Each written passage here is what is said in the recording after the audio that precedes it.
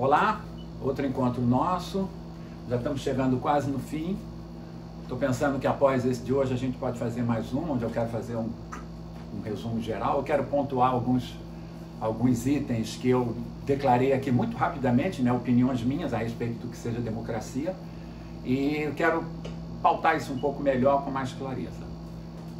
Como sempre, esse nosso encontro é sempre dedicado às equipes médicas do mundo inteiro, que, honrando o seu trabalho, sua ética, têm salvo muitas vidas e às vezes padecem por isso. Eu tenho o maior respeito por essas pessoas e elas me inspiraram a tentar contribuir também.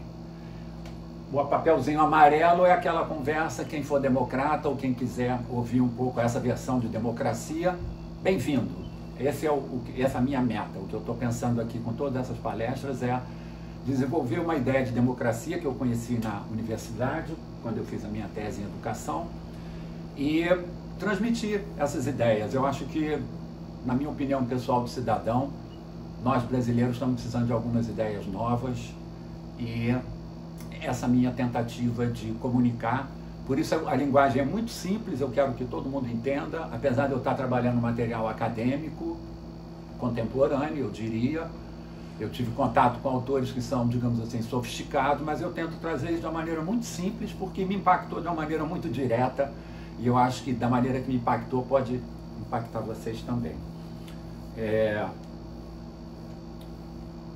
Eu tenho colocado aqui algumas coisas que eu chamo de esfregar a bucha na ferida. Eu dei o exemplo que meu irmão, quando caiu de moto, se machucou e depois esfregou com bucha para a pele cicatrizar bem e tudo.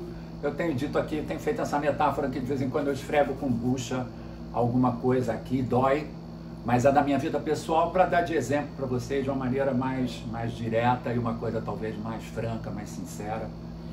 Mas eu também gosto de passar o bálsamo de vez em quando, e algumas coisas que eu fiz que acho que foram bem feitas, eu tento colocar para vocês também. Eu já dei um exemplo lá no início, quando eu comentei do meu histórico, que eu falei que eu fiz prova para o IME, Instituto Militar de Engenharia, passei, me deixou muito satisfeito isso, mas eu não queria ir para o IME, nunca tinha pensado em ir.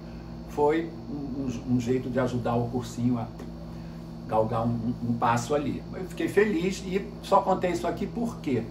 Porque eu tive uma estratégia, e eu achei que essa estratégia é uma das coisas que eu gosto de transmitir para as pessoas. Gosto de conversar com meus alunos sobre estratégias de comportamento no mundo acadêmico e, enfim, como é que a gente faz uma prova, por exemplo. E aquele foi um exemplo que eu dei para vocês de que eu fiz uma prova que eu me dei muito bem, era uma prova extremamente difícil, mas eu me dei muito bem porque eu fui página a página, com calma, escolhendo por que questão começar. Isso foi aumentando a minha autoestima, e quando eu vi, eu estava resolvendo muitos itens, até a metade, né? Quando alunos com muito mais base do que eu não passaram nessa prova porque ficaram desesperados diante daquela dificuldade. Então, a minha lição foi mais ou menos essa: faça sempre até onde você souber, logicamente, pensando muito bem, que eu acho que a tua prova vai ser bem feita. Depois volta, faz o resto, né? Particularmente nesse último encontro que eu quero fazer, que é o próximo, eu quero voltar um pouco a todas as questões relacionadas ao ensino, educação, escola, que eu me lembre, né, nesses longos anos de minha vida de professor universitário, e quero repontuar isso porque a questão da escola aqui, no meu projeto democrático, é fundamental, né? Tudo vai ser a partir da escola. Mas o bálsamo que eu quero passar hoje é esse assunto aqui que eu trago atrás de mim, que é a psicologia gravitacional, que eu quero linkar com uma palestra anterior que eu dei, que foi sobre os eus e a representação de si no mundo. Relembrando vocês, a representação de si no mundo é um conceito formulado dentro da psicologia topológica de Kurt Lewin, o autor com quem a gente veio trabalhando isso, né? E é um conceito que me permite redefinir o que é autoestima. Então, rapidamente, o que eu falei no último encontro para nós aqui a respeito da psicologia topológica de Kurt Lewin, um gestaltista. Eu matematizei, digamos assim, a abordagem dele e me coloquei como matemático olhando a questão da psicologia. Ele é psicólogo, a psicologia topológica está na fronteira entre matemática e psicologia. Eu achei que eu podia cavar o túnel da matemática para a psicologia, já que ele veio de lá para cá. E com isso, então, o que eu fiz? Eu formulei de uma maneira um pouco mais matemática aquilo que o Kurt Lewin falou. Qual é ponto principal do que ele diz. O espaço psíquico, isso que nós temos dentro de nós, o inconsciente para Freud, o nosso espaço psíquico, o espaço total do que eu tenho dentro de mim, né, na minha mente. Ele é um espaço topológico. O que significa isso? Ele tem uma geometria elástica. Ele não está preocupado com rigidez como a geometria euclidiana. A topologia é a geometria mais básica que existe. Piaget percebeu isso, Kurt Lewin também. É aquela que a criança compreende. Por exemplo, aquele exemplo que eu dei, você risca um círculo de giz em volta de uma criança e diz, você está preso, e ela entende que aquilo dali é uma curva fechada e ela não pode atravessar. E se você abrir um espacinho, ela passa porque a curva ficou aberta, então interior e exterior não existem mais, enfim. Uma curva fechada é uma curva que tem interior e tem exterior. E o teorema fundamental a respeito disso é que, se eu estou no plano, por exemplo, com uma curva fechada, para eu vir de um ponto exterior para um ponto interior, eu tenho que romper. Então eu dava esse exemplo da minha infância, esfregando a bucha, de que eu achava que eu tinha tido uma experiência negativa dentro de um elevador quando eu era pequeno e mudei para um prédio de apartamentos. Primeira vez que eu tinha contato com o elevador, teve um acidente com uma babá e uma criança. Eu fiquei muito impressionado e achei que eu estava dentro do elevador. Depois a situação se esclareceu quando eu conversei com meus pais, vi que aquilo nunca tinha acontecido e que tinha sido imaginação minha. Forçando um pouco a barra, uma psicosezinha pequena, né? Nunca afetou muito a minha vida, porém o dia que eu descobri isso, eu não estava dentro do elevador. E isso, a minha psicologia, por que eu digo que é psicosezinha? Porque isso não é normal. Em termos topológicos, um ponto exterior, como eu era em relação ao elevador, não pode virar um ponto interior de uma maneira contínua, só furando, só abrindo a porta do elevador e entrando. Então, uma situação é topologicamente diferente da outra. Quando acontece isso, a gente está de frente de uma anormalidade psíquica, né?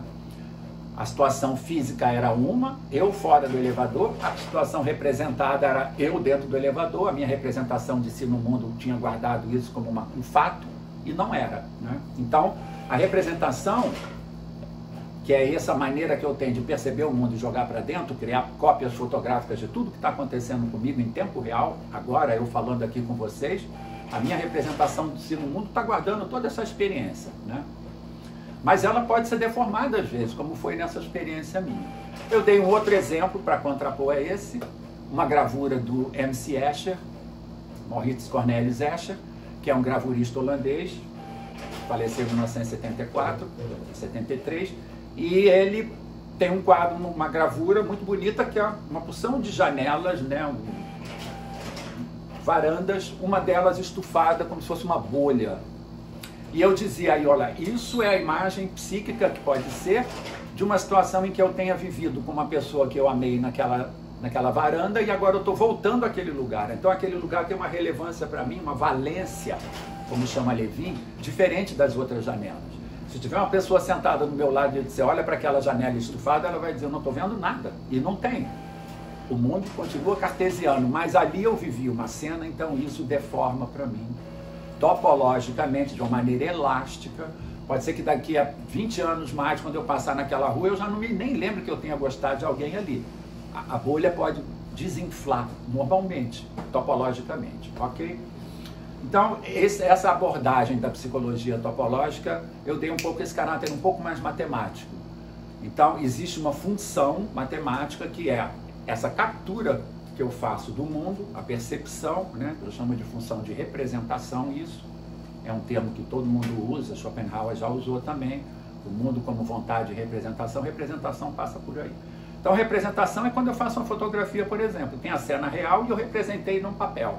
Aqui tem o mundo real e eu represento psiquicamente. E aí tem algumas leis que Kurt Lewin percebeu. Essa representação tem que ser elástica, né?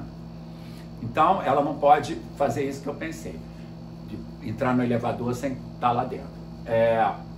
Isso é uma função, ela acontece ao longo do tempo, então, na verdade, em termos matemáticos, eu divido essa função indexando ela por um fator temporal, e em cada instante de tempo, eu capturo, como se fosse uma fotografia, uma cena do mundo físico que está à minha volta e jogo para dentro de mim como se fosse cópia xerox, uma em cima da outra, só que deformados por valências internas que eu tenho, né?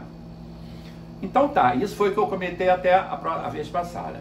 Eu estava dizendo que eu tive essa vontade de contar essa experiência aqui agora, que eu vou falar da psicologia gravitacional, porque foi muito interessante para mim perceber que quando eu coloquei o olhar matemático na coisa, eu consegui ver coisas que talvez Kurt Lewin não tenha visto dessa maneira, né? Lewin trabalhou, primeiro de tudo, com a psicologia topológica. A psicologia topológica é como se fosse uma geometria. Depois ele desenvolveu uma odologia, que ele chama, que é uma teoria de vetores. Então ele já começa a perceber que no espaço psíquico existem forças, força de atração, amor, ódio, essas coisas todas me aproximam dos meus objetos psíquicos, né? Então, Lewin percebeu isso, que existem esses vetores, essas forças, e ele trabalhou, então, depois da topologia, uma odologia. Eu não me envolvi com essa teoria, mas a psicologia gravitacional, que eu lanço aqui para vocês, como uma novidade, espero que vocês gostem, é uma abordagem que já pensa um pouco na questão de vetores, já tem uma coisa de atração entre coisas. O que são as coisas aqui dentro da minha cabeça? São as representações das coisas do lado de fora, né? Por exemplo, eu tinha uma representação daquele elevador lá da minha infância, que agora já não cabe mais, eu já não estava dentro do elevador, era uma outra, mas eu tenho essas representações. Então, dentro de mim, nesse espaço psíquico, existem atrações. Então eu vou contar esse momento que para mim foi extremamente interessante quando eu estava no meu doutorado, e eu acho que foi a banca de qualificação. A minha professora orientadora, Maria Aparecida Mamed Neves, o professor Leandro Conder e o professor Fernando Vidal, que foi aquele que me apresentou a democracia segundo Piaget. Essas três pessoas importantíssimas no meu cenário do doutorado, né? E o Leandro Conder era o professor da banca naquele momento, e ele colocou, assim que eu cheguei, ele colocou para mim, antes da gente começar, ele falou: você quer dizer alguma coisa? E coincidentemente eu tinha uma coisa para dizer. Eu tinha uma coisa para dizer, que é esse desenho que eu fiz aqui, que eu vou conversar com você, que está aqui no quadro agora. Esse é um livro de física que uma vez eu tive a coragem de comprar, ele é dessa largura daqui, eu comprei para dar de presente para o meu orientador de doutorado, professor Carl Otto Stör, que foi uma grande influência matemática na minha vida. Eu comprei um para mim, comprei um para ele, mas o meu, não passei da primeira página, teoria física da gravitação, contemporaneamente, que é essa visão aqui, é extremamente difícil, evidentemente, mas ela como metáfora para mim foi estupenda. O que o capista fez aqui? Ele pegou a ideia da maçã de Newton, né, que dizem que caiu na cabeça dele, ele viu a teoria da gravitação, que tudo cai em direção ao centro da Terra. Então, durante anos, a teoria da gravitação foi isso. Existe alguma coisa no centro da Terra, a gente chama de centro gravitacional, centro de massa, que atrai todas as coisas e ponto. Era isso que todo mundo sempre achou e sempre foi assim. Então, gravitação é uma questão puramente física de forças misteriosas, até certo ponto, que atraíam dois corpos que eu coloco no espaço, né? Einstein tem essa experiência absolutamente transcendental em 1919, que ele realizou aqui no Brasil. Pouca gente sabe que Einstein esteve no Brasil, em Sobral, no Ceará. Em 1919, Einstein esteve presente lá. Para quê? Para assistir um evento absolutamente único, que era um eclipse total do Sol pela Lua, no qual Einstein conseguiria provar um raciocínio radical que ele estava desenvolvendo. Então, qual era o teste ali? Qual era o experimento? O que Einstein queria quando ele foi a Sobral em 1919, no momento de um eclipse total do Sol? Ele sabia, por contas, por cálculos, ele procurou isso, que naquele instante de tempo, naquele momento exato em que tudo fosse coberto, o Sol fosse coberto pela Lua, no meio do caminho, né? Tudo ia ficar muito mais escuro, a gente ia ver o Sol, o céu atrás, e Einstein pegou exatamente uma estrela que estava em linha reta com a Terra, com Sobral, exatamente no Ceará, né? E o que ele fez? Ele disse assim, na hipótese dele, essa estrela que em princípio está escondida pelo Sol, vai ser visível. Como? Se ela está em linha reta atrás do Sol, escondida. Essa que é a ideia dele. Então, se eu conseguir ver a estrela que está atrás do Sol, é porque algum raio de luz desviou do Sol. E isso aconteceu exatamente. Então, a estrela foi visível no momento em que deveria, geometricamente, ela estar invisível, se a geometria fosse euclidiana. Porém, a geometria do cosmos, Einstein descobriu, não é euclidiana. Uma linha reta, um raio de luz, não anda numa linha reta euclidiana. Ele anda contornando os corpos que aparecem no meio do caminho. Então o que ele estava dizendo aqui? Que existia um raio de luz que em princípio era lá longe, em linha reta, mas ele encontra uma cavidade no espaço que faz com que ele curve. Isso é uma coisa muito interessante da gente pensar, né? Porque é uma coisa inédita, a gente não está habituado a imaginar que a gravitação não seja uma coisa que puxa, mas sim ela é como se fosse uma cama elástica. O exemplo então pode ser colocado como se fosse isso. Imagina uma cama elástica, aquelas de borracha que a gente pula. Imagina que o Sol é como se fosse uma bola de boliche pesada que você coloca ali no meio daquela cama. O que ela vai fazer? Ela vai afundar. O que acontece se eu jogar uma bolinha de gude de um lado até o outro? A bolinha de gude vai meio que contornar e de repente ela cai naquele buraco, de repente ela vai embora, mas de qualquer maneira, aquele espaço que está em volta daquele lugar onde o Sol está colocado, está deformado. Então, Lelê está olhando ali, a minha grande gerente de vídeo está ouvindo essa novidade aí. Vai dormir pensando nessas coisas.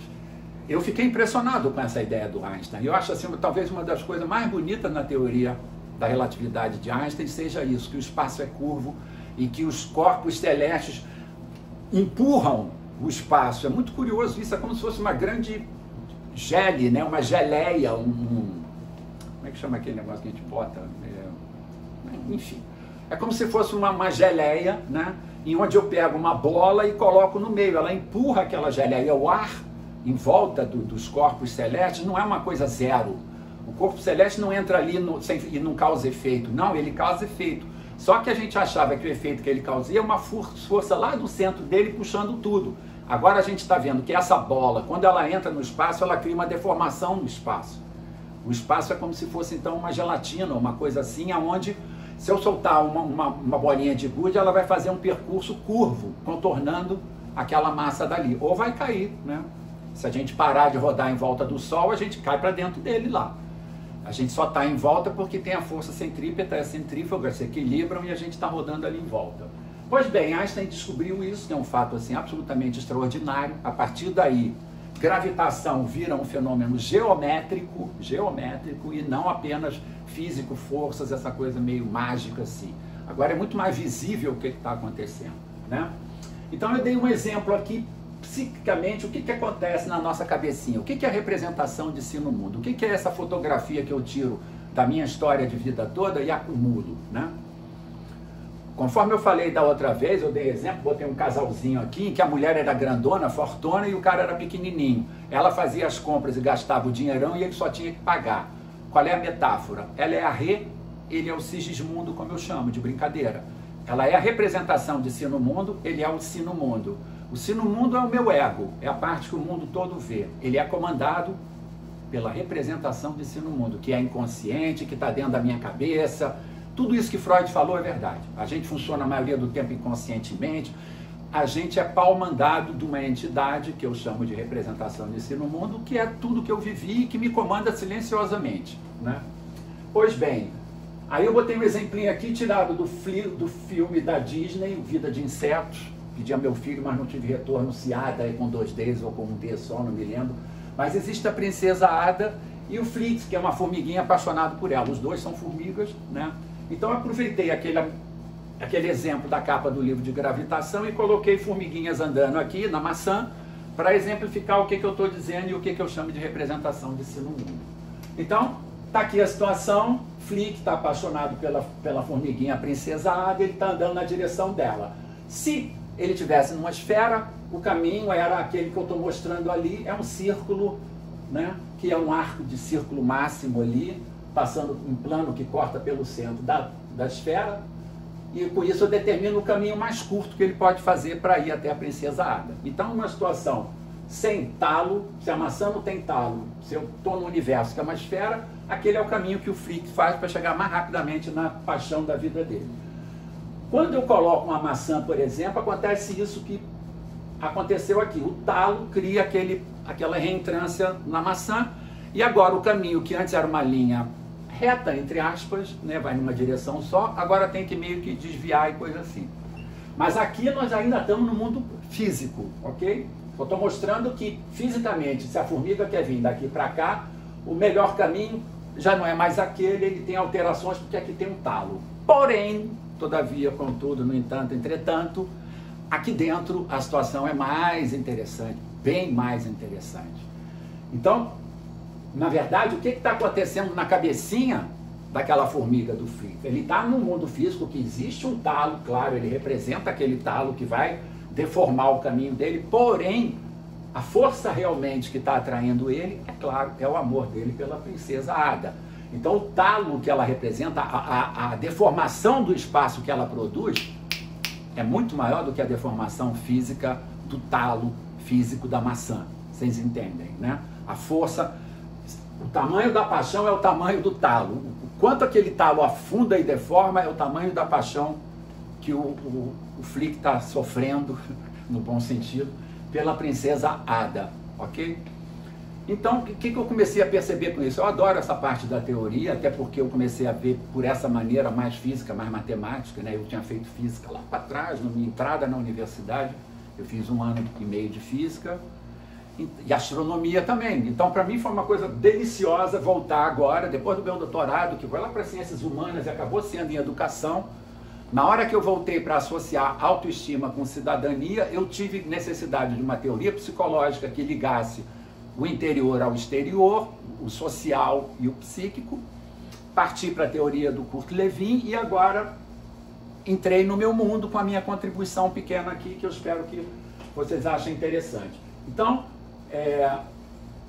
por que essa questão, o que eu estou dizendo agora? Isso aqui eu botei entre aspas, com toda a humildade, porque não é uma teoria que está, se você procurar, você não vai achar nada sobre psicologia gravitacional. Eu cunhei esse nome e não produzi nada de muito profundo a respeito, a não ser essa metáfora que eu acho que é interessante e para mim basta. Se alguém quiser depois progredir essa pesquisa, eu acho que ela pode dar coisas muito interessantes. O que eu estou fazendo então? Eu estou tentando usar a teoria da psicologia topológica do Lewin, que não tem forças de atração ainda ali dentro, como eu falei, ele desenvolveu isso num outro trabalho, e estou trazendo isso como um pensamento, como se fosse um campo gravitacional dentro de cada um de nós. E é. Vamos fazer esse paralelismo então direitinho. Nosso espaço físico está aí afora de nós, ele tem o cosmos, tem os planetas, eles se atraem, segundo Einstein percebeu, massas maiores deformam mais o espaço. E existe o espaço psíquico, que é um outro tipo de espaço, que é invisível, a gente só pode conversar sobre ele, é o que eu tenho na minha cabecinha, esse é o meu psiquismo, né? Então, qual é o paralelismo que eu estou dizendo? Lá fora tem massas, o que tem aqui dentro? Essa é uma boa pergunta. Tem representações nas massas, tudo bem. Só que eu ter uma representação do planeta Saturno aqui dentro, ou do Sol, não cria nenhum tipo de atração entre um e outro, extra além daquilo que existia. Mas, quando dentro de mim, por exemplo, eu tenho a imagem de minha mãe, por exemplo, e tenho a imagem de minha primeira namorada, por exemplo, e eu descubro que os olhos da minha primeira namorada é da cor exatamente dos olhos de minha mãe, como Freud fala, a gente tem esse tipo de transferência que faz, né? É isso que nós estamos falando então. Então aqui dentro da minha cabecinha, são dois, eu estou imaginando essa história, não é verdadeiro, mas aqui dentro da minha cabecinha eu tenho uma representação da minha mãe, claro, como a mãe de qualquer um, é um sol enorme, e eu tenho a representação da minha primeira namorada, maricota, sei lá, que está aqui, representado também e que, por coincidência, entre aspas, tem olhos iguais aos de minha mãe, por exemplo, cor de azeitona, que eu achava sensacional. Enfim, essas duas coisas sim se atraem dentro da minha cabeça, claro, tanto é que eu, sem saber, inconscientemente, conforme Freud diz, posso ter procurado a primeira namorada pelos olhos dela, que eu, sem saber, inconscientemente, lembrava os olhos de minha mãe. E claro que todo mundo tem uma grande memória dos olhos da mãe, porque passa muito tempo deitado no colo dela, olhando para a mãe, admirando, amando. Então essa imagem, essa representação é fortíssima. Então dentro de nós, dentro do meu espaço psíquico, quem são os sóis? Quem são as grandes estrelas? Meu pai, minha mãe, esses grandes símbolos, meu filho, minha filha, as pessoas que são importantes na minha vida, meu novo amor, meu ex-amor, sei lá, né? E planetas que giram em volta disso. Então é claro que a minha representação de minha mãe, como de qualquer um de nós, é um sol, é grandioso, e em volta dele circulam alguns planetas, como essa minha primeira namorada, talvez outras namoradas, né? Outras pessoas, circulam atraídos porque dentro de mim a representação que eu tenho é parecida com aquela de minha mãe. Então, resumindo, se lá fora nós temos massas que se atraem, quando uma chega perto da outra, cai no buraco da outra, aquela coisa toda que o Einstein explicou, aqui dentro nós temos significados que se atraem. Então, o significado que minha mãe representou para mim em termos de amor é aquele significado que eu estou experimentando com a minha primeira namorada, na minha infância, o que for, né? É isso que está acontecendo, é o significado que essas pessoas têm para mim, que são próximos e, portanto, uma gira em torno da outra. Isso me fez, assim, pensar algumas coisas bem interessantes e até embarcar um pouco na coisa da física para tentar entender isso. Aí agora é um pouco especulação minha, mas eu estou dividindo sempre com vocês, então vamos lá. Eu não tenho muita vergonha de especular coisas que depois pode ser que nego diga que eu esteja completamente errado, mas é o que eu percebo e que acho que faz sentido. Então, o que eu estou dizendo em relação a isso é que esses significados se atraem. E eu busquei uma explicação física. Por que massas se atraem? Eu sei que quando eu coloco o Sol, ele afunda, Einstein me explicou. Mas por quê? O que a natureza ganha quando ela criou esse princípio? Se foi Deus que inventou isso, o último dia eu vou conversar sobre o que eu penso a respeito desse assunto. Se foi Deus que inventou isso, que foi a primeira criatura que inventou que os corpos iam se atrair, segundo Einstein, que descobriu isso aqui, né? Por quê? Qual é a vantagem que a natureza pode ver para que dois corpos se atraiam e se fundam e viram um, por exemplo? Eu fiz as contas, você vai perceber, se você pegar duas esferas e você juntá-las, o que vai acontecer? Você vai ter a mesma massa, a soma das duas, claro, mesmo volume total, soma dos dois volumes, porém acontece uma diferença. A área da superfície lateral da esfera única é menor do que a soma das áreas das duas esferas. Isso é fato, é só fazer conta, né? A gente sabe que o volume da esfera é πr3,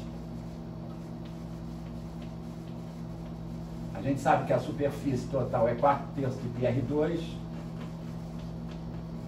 Se você fizer a conta para uma bolinha de raio 1, outra bolinha de raio 1 e uma bolinha que é a soma das duas no volume, faz as contas todas aí, você vai ver que para efeito da superfície lateral total, ela é menor do que quando as bolinhas estão espalhadas. Então, por exemplo, se, eu não sei se é verdade, mas se a forma esférica é escolhida pelos seres celestes aí, pelos planetas, os sóis e coisa e tal, por que a esfera pode ser? Claro, a gravitação puxa todas as partículas para um meio, o menor que dá é uma esfera. Claro, e a explicação clássica, acho que está correta. Mas eu acho que talvez tenha uma outra coisa. Eu acho que a superfície lateral menor minimiza as trocas com o ambiente. Minimiza a perda de calor, por exemplo, daquele corpo. Se fossem dois corpos, a área total era maior e eles perdiam calor mais rápido. Se for um só, é menor isso. Isso pode ser uma razão pela qual os corpos se atraiam. Ou pode ser que eu esteja passando a quilômetros de distância, mas eu acho que isso faz sentido. Talvez isso seja uma coisa parecida dentro de mim. Por que eu juntaria na minha representação de si no mundo a figura de minha mãe, a representação de minha mãe e a representação de uma primeira namoradinha? Porque com isso eu ocupo menos espaço também. É como se eu estivesse juntando massas, né? Acaba transformando numa coisa só. Possivelmente na próxima namorada que eu tiver, eu já estou misturando dados dela, características, com características que eu não sei mais se é da minha mãe ou da minha mãe com a primeira namoradinha. Porque eu acho que essa confusão é que vai começando a acontecer. A gente vai aglutinando pessoas em sóis, né?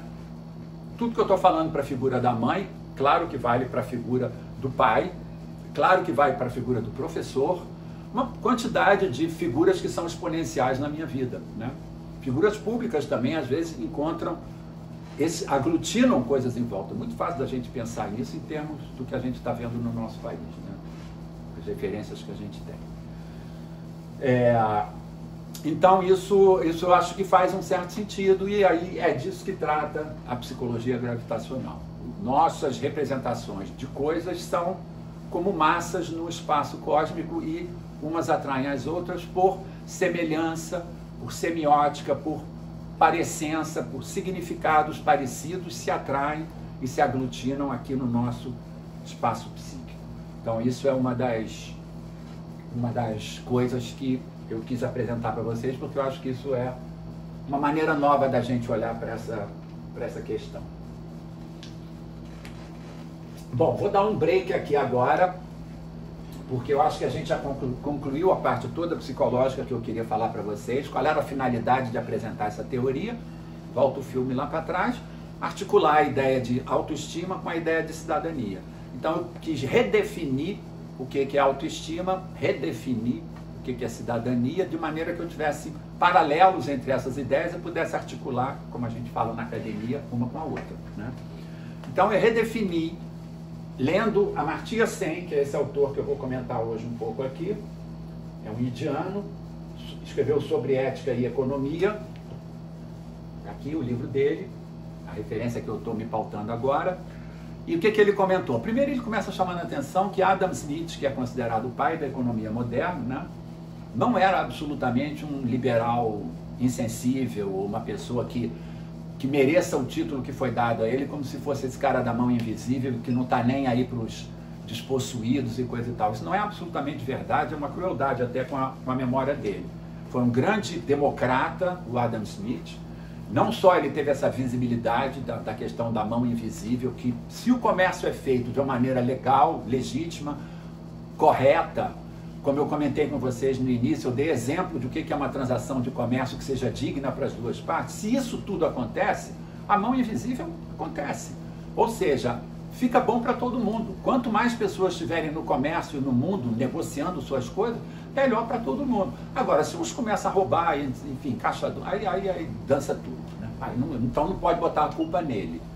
Mas a segunda coisa que é importante de dizer sobre Adam Smith é que ele, na verdade, queria educação gratuita para todos, para todas as crianças. E isso é contemporâneo. Para mim é mais do que contemporâneo, é pós-socialista até, como eu chamo a atenção. Para mim, democracia é pós-socialista, ela é posterior, ela é melhor. Não quero ofender ninguém, mas isso para mim é muito claro, né? E eu acho que quando você dá oportunidade para todas as pessoas, você elimina as diferenças injustas que a nossa sociedade criou. Mas isso é uma questão que eu acho que eu respeito, cada um pensa do seu jeito. Adam Smith via que todas as crianças tinham que ser educadas e prosperar na vida é o melhor para todo mundo, isso tem que ficar claro.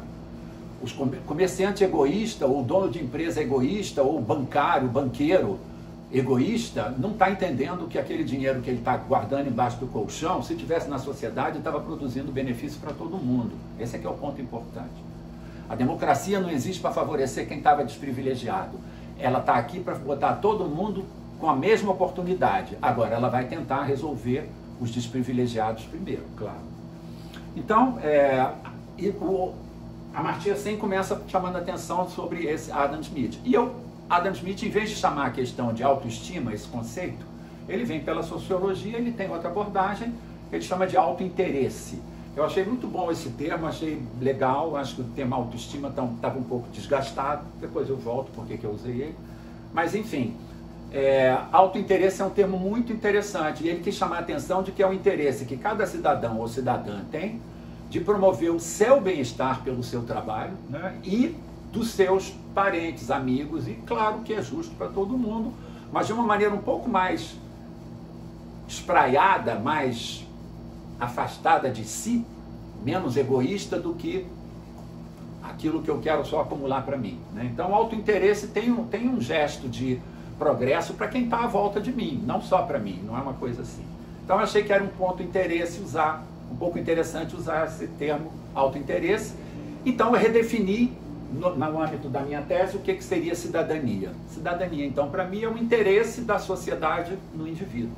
Quando eu tenho um nível de cidadania muito alto, é porque a sociedade me respeita, né? E quando eu tenho cidadania baixa, é porque a sociedade não me respeita.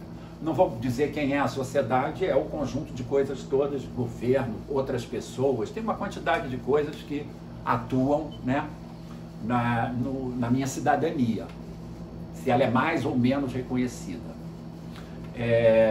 Aí eu coloquei esse quadro aqui, que eu expliquei no início lá para vocês, não é um quadro muito perfeito, ele é altamente emotivo, impressionista, ele tem todos os defeitos que a academia pode chamar a atenção, mas eu acho que esclarece o que eu estou pensando aqui com vocês. Eu dividi, segundo, isso aqui somos todos nós nesse eixo horizontal. Né? Não tem juízo de valor meu, eu não estou querendo criticar ninguém, não estou nada disso. Criticar agora, daqui a pouquinho eu vou criticar. Mas enfim, posição social é uma coisa parecida com cidadania, com o interesse da sociedade pelo indivíduo e coisa e tal. A minha proposta com essas palestras é trazer nós todos para aqui, para esse meio, onde nós somos cidadãos atendidos, respeitados, todos, né? Todos e todas.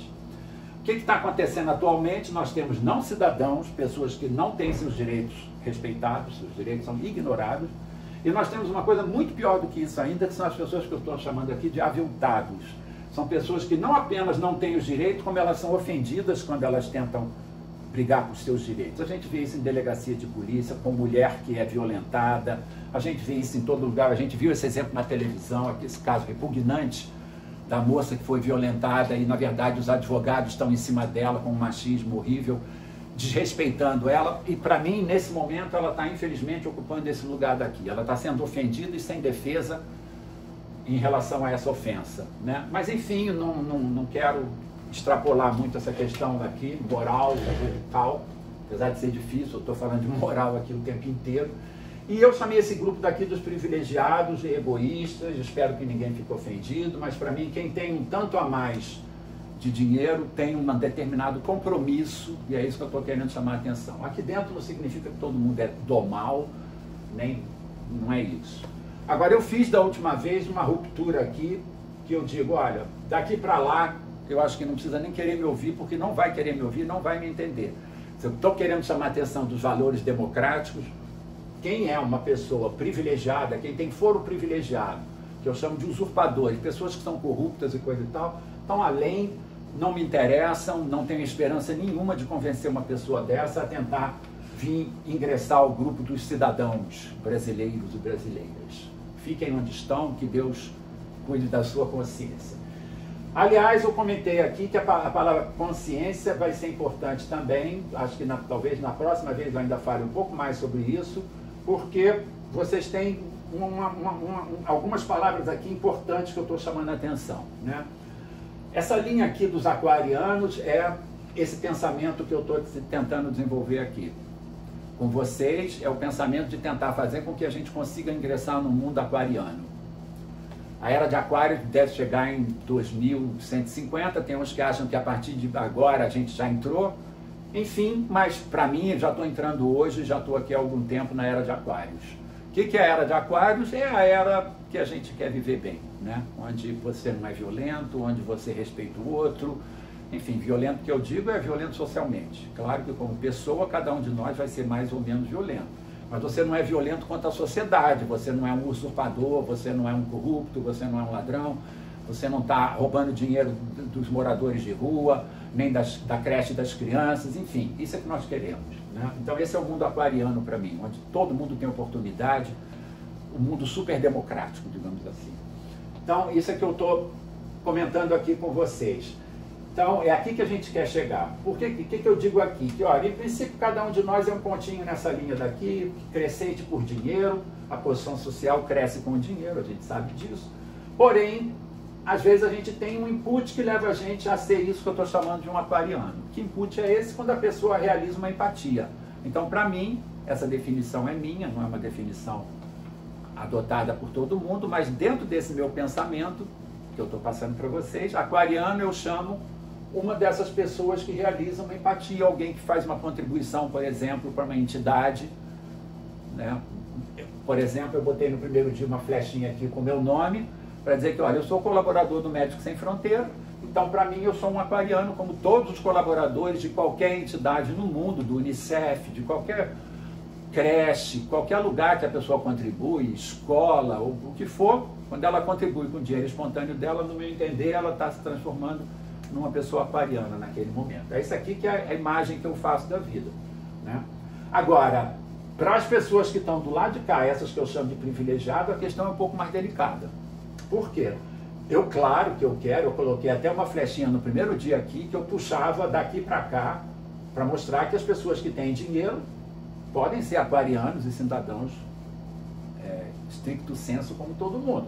Então eu botei aqui Bill Gates, porque é um cara que eu respeito, porque ele contribui muito com o dinheiro que ele tem, e ele, portanto, é um cara que tem muita grana, mas não é um privilegiado no mau sentido, e ele ingressou no mundo dos cidadãos, ele é um aquariano para mim, isso é o que eu quero de todo mundo. Por isso é que tem essa ondinha aqui, e ela se interrompe do lado de cá. Se a pessoa tem essa empatia, tá bom, ela vem para o lado de cá. Agora, o que eu quero chamar a atenção, que também é outro detalhe, eu não sei se psicólogos vão gostar desse meu comentário agora, se eles concordam, mas para mim, existe uma diferença entre autoestima e consciência de si. Eu acredito até que uma pessoa privilegiada, sem fazer nada, sem contribuir com órgão nenhum, vivendo a sua vida egoísta, de certa maneira, pode ser que ela tenha uma autoestima boa, mas eu acredito que essa autoestima boa que ela tem, apesar dela ser uma pessoa que ignora completamente os outros, estou dando um exemplo, não estou dizendo que todo mundo é assim, pelo amor de Deus, estou dando um exemplo de uma pessoa que tem muito dinheiro, vive a sua vida honestamente, mas não está colaborando com outras pessoas, não está promovendo o bem-estar de outros, não é um aquariano. Nada a criticar, não vai para o inferno, nem nada disso não. Mas eu acho que o que ela chama de autoestima dela, ela pode considerar que ela tem uma autoestima elevada. Mas eu acho que no fundo, existe uma coisa mais poderosa que é a consciência de si, que chama ela no travesseiro, que é aquela hora do momento que a gente está deitado e sonha, por exemplo. Aí aparece tudo que eu, às vezes, não quero, né?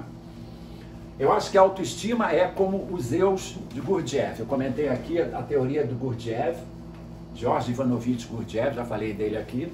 A teoria dele é que a gente tem vários eus aqui dentro e cada hora um toma conta e pilota por um tempo e às vezes toma atitudes que vão perdurar a vida inteira e eu vou ter que pagar o preço. Isso é o que Gurdjieff fala desses eus, né? Pois eu acho que, em função disso, como cada hora eu, como você, como qualquer pessoa, é pilotado por um eu diferente, um euzinho, como ele diz, a autoestima pode, às vezes, estar ligada com um euzinho desse. Mas daqui a pouquinho tem um outro euzinho cuja autoestima não está tão boa assim, de repente. Eu me lembro de alguma outra coisa que eu fiz, às vezes até lá para trás, mas que baixa um pouco a minha onda, às vezes. Então eu fico alternando esses estados. Eu considero que mesmo que você tenha isso que eu estou dando de exemplo, uma condição de vida com bastante dinheiro, conforto e tudo, e é uma pessoa honesta, eu acho que em alguns momentos a consciência de si baixa e você vê que você não fez tudo ainda que você podia, pelo teu psiquismo, pela tua alma, pela tua vida, pelo aquilo que você acredita, né? Pela imagem que você quer deixar para os teus filhos, por exemplo. Então, a Amartya Sen percebeu uma coisa muito interessante. A Amartya Sen é um autor, esse autor aqui, né, que é um dos seguidores, ele vem atrás da linha que o John Rawls lançou.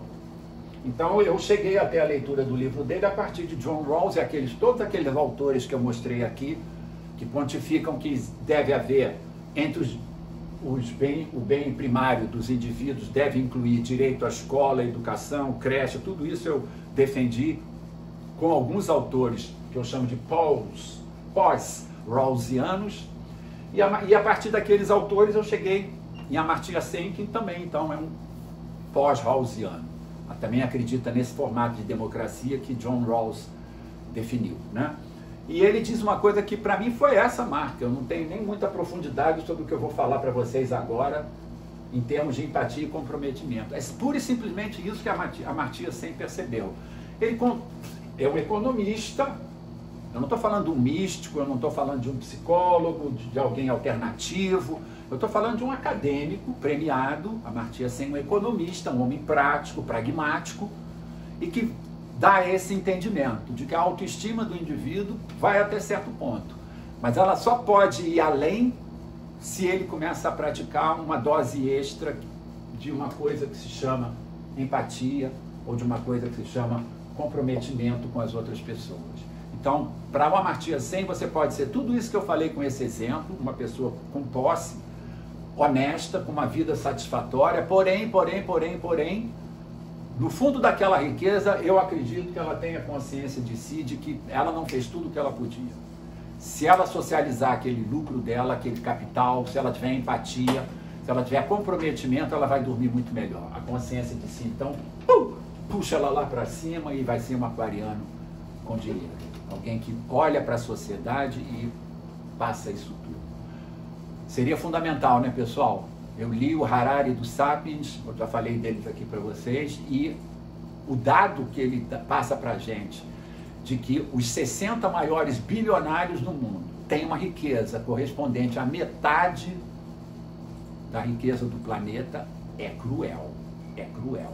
Então eu tenho esperança que no meio de pessoas que não são nem os 60 bilionários maiores do mundo, sejam brasileiros com capital, pessoas felizes, satisfatoriamente vivendo com o capital que tem, com algum dinheiro, e produzir isso, que é o que eu acho que é o que a gente deve fazer pela nossa sociedade brasileira, se a gente quiser chegar em um lugar em que a gente viva bem, que a gente está tentando. Então esse é o meu modelo democrático para ingresso em creches, escolas, universidades, tudo aquilo. Eu mostrei ele rapidinho num desses dias que eu falei de escola, tentei falar, eu separei uma questão para creche, falei de escola e colégio e falei de universidade. Eu vou retornar no próximo encontro e vou resumir cada coisa dessa. Mas para mim todas essas categorias escolares estão dentro do mesmo lei de bem primário que é formulada pelo John Rawls. Educação deve ser uma coisa gratuita, de qualidade que rompa com a desigualdade social.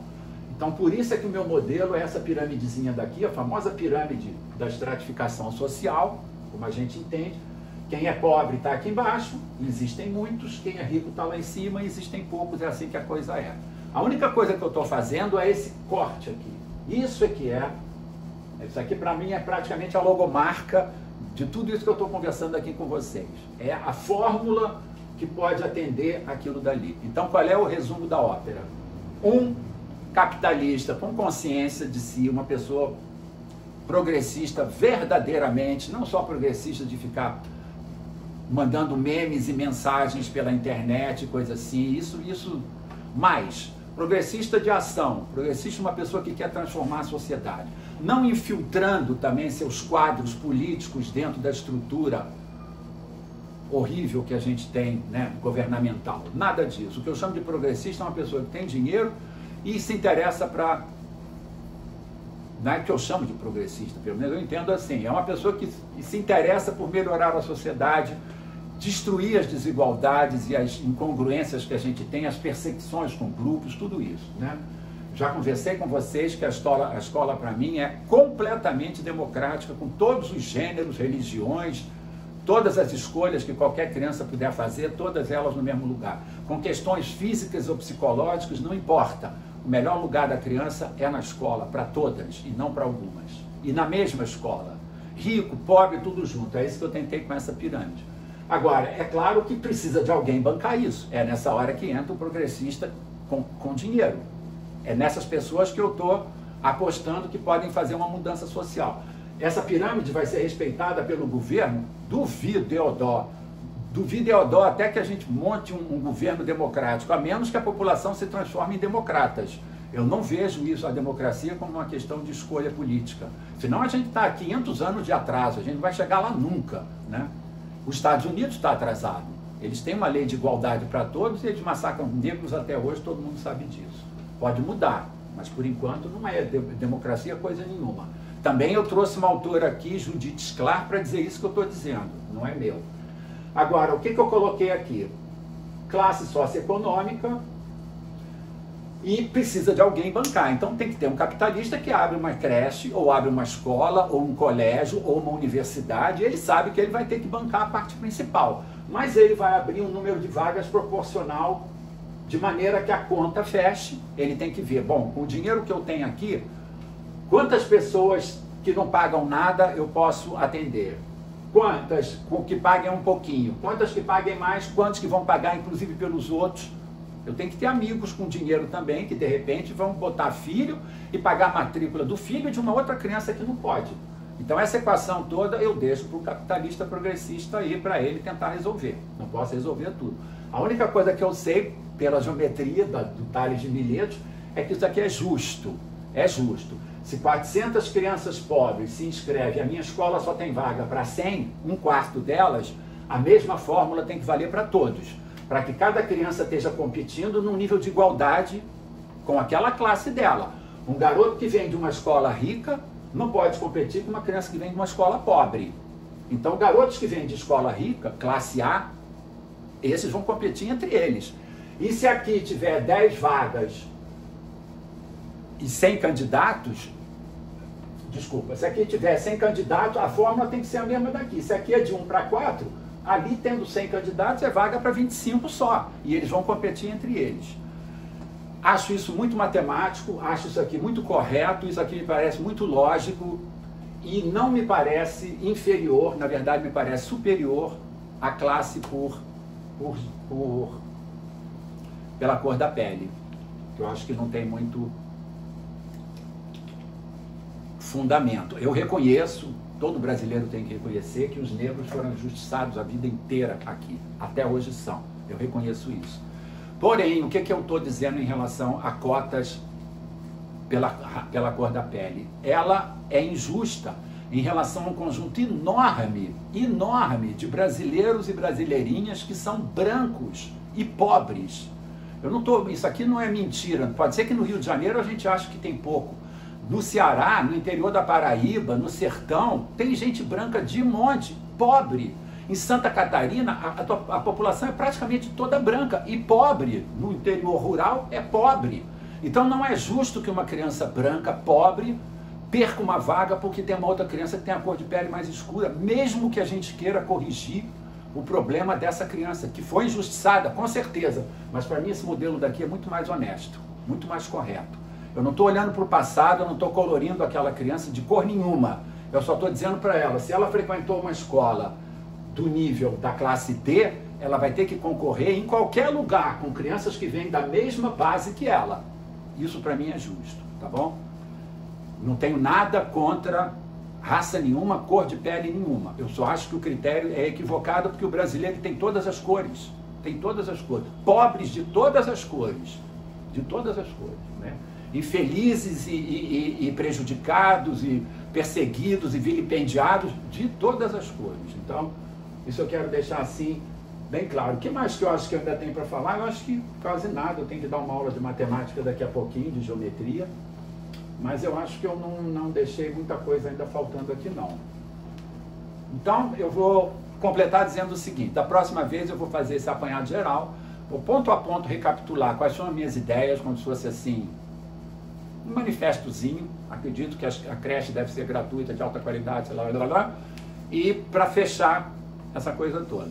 Depois acredito que no próximo encontro final eu quero fazer um sarauzinho, vou pegar meu violão e vou homenagear as mulheres que foram importantes por suas músicas, por sua filosofia e que aqui elas são nesse cenário meu de democratas, elas ocuparam um lugar muito especial. Então eu vou cantar algumas músicas dessas pessoas, dessas mulheres, ou homenageadas por outros compositores, os homens também são homenageados. E é isso daí. Só uma última coisa no dia de hoje é a satisfação da gente ter visto o resultado na escolha americana, na eleição, que pode ser que isso mude o nosso mundo de uma maneira muito radical, muito radical. É confortador você ir dormir sabendo que a maior potência do mundo tem um presidente que é interessado pela Amazônia. E não é pelo dinheiro, não venham com essa cascata. Não é porque quer usurpar a Amazônia da gente, é porque acredita que esse é um benefício da humanidade que merece ser preservado. Assim como todas as questões de raça, de gênero, que ele vai apoiar também. Que isso sirva de modelo para nós brasileiros, né? E a gente se vê da próxima. Fica comigo.